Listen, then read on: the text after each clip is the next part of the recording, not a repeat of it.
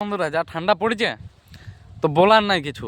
মানে রোদটা যেমন দিচ্ছে, ঠান্ডাটা তো বাতাসটা প্রচুর দিচ্ছে না, এই জন্য ঠান্ডাটা বেশি লাগছে একটুকু। তো তো কালকে আমি অফিস যাইনি, সে তো জানেন, কারণ কালকে আমার ছেলের জন্মদিন ছিল। তো সবাই হ্যাপি বার্থডে জানাই, যে খুব খুশি হয়েছি ওইটা জানানোর জন্যে।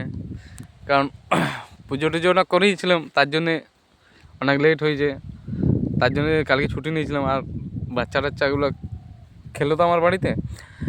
তো যাই হোক, পার্সেলও আজকে মোটামুটি ঠিকই আছে, 30টা পার্সেল আছে, একটা পিক আপ আছে, একটা পেন্ডিং খেয়ে গেছি। তো যাই হোক, চড়কাই দিয়েছি, না চড়কা হয় নাই।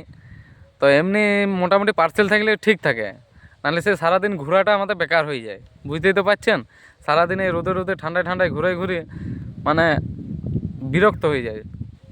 এত ঠান্ডা, একে সকাল সকাল যাচ্ছে 7 ডিগ্রি সেন্টিগ্রেডে আমরা অফিসে যাই, 7 ডিগ্রি, 8 ডিগ্রি, 10 ডিগ্রি, 12 ডিগ্রি, তার বেশি দেখতে পাই না। আমাদের নদীর কাছে 7 ডিগ্রি।